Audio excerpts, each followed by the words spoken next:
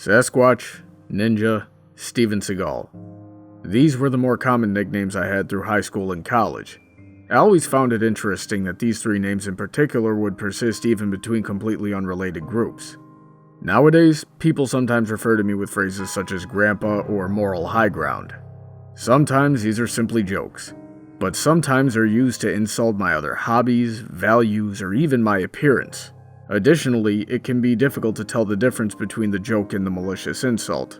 At this point, how I react is very much my choice, and as we saw in Newbie Dash, what happens next will be a direct result of that choice. Rainbow Dash got caught up in the moment of suddenly becoming a Wonderbolt and forgot to recognize the reality of the situation, that she's part of a team now. The spot that she was waiting for opened up and she was thrust into it. There was no time for the type of celebration or gloating that she was accustomed to, and there was a lot of work to be done. Getting swept away like that caused her to forget basic things, like checking the runway and checking her ego. It's a common mistake that a lot of people make, and it usually leads to something along the lines of what happened to Rainbow Dash in this episode.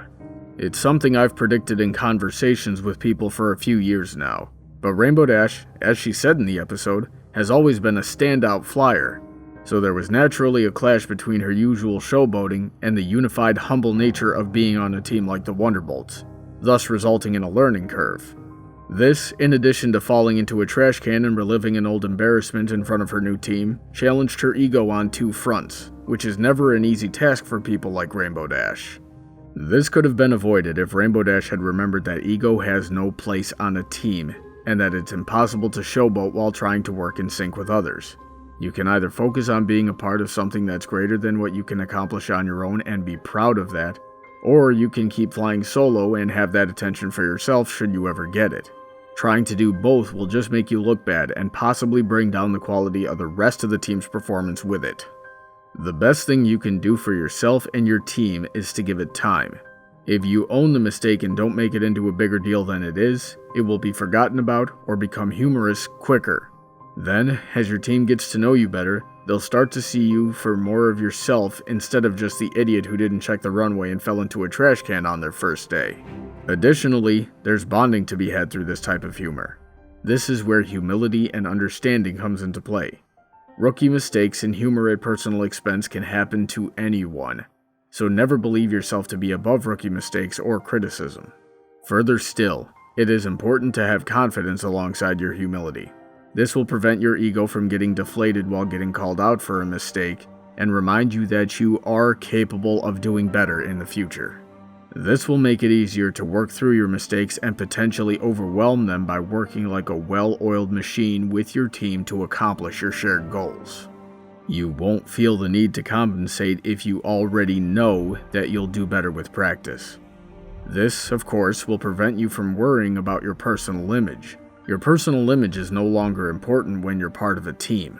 Only the image and goals of the team as a whole are important. We've seen the results of overcompensation in this regard during the Best Night Ever, Daring Don't, Equestria Games, and Rainbow Falls. It never ends well, so it would be best to just not let it bother you. Since this episode aired, a lot of people have interpreted its lesson as it's okay to make fun of your friends or colleagues. However, I believe that interpretation fails to consider the introspective side of Newbie Dash's lesson, which I've spent the last few minutes explaining and strongly believe is a much more important lesson. Although I am guilty of it myself, I do try to not tease others, especially if we're not close as friends, and I try my best to be aware of where my friends' lines are. I don't say anything I don't mean, and I don't encourage teasing others. However, I am at peace with the fact that it happens. I believe that having the ability to anticipate it and to not let it affect you negatively will prevent a lot of personal and interpersonal conflict. So even when people making fun of me is malicious, I try my best to laugh with it and learn from it. Rainbow Dash is a Wonderbolt now. While all of her practice and achievements have built up to this goal, it is not the end. It's the beginning of a new stage in her life that will come with a plethora of new changes and learning experiences.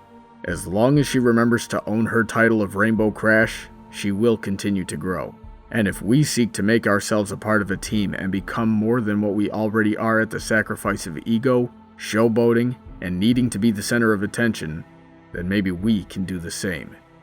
And that's the moral of the story.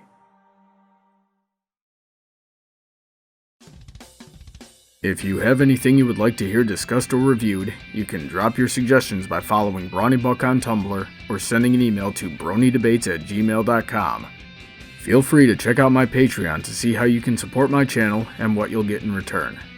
This video was sponsored by Irish John's Short Films and Animations, as well as all of my other generous supporters. Have a great day, and I look forward to hearing from all of you soon.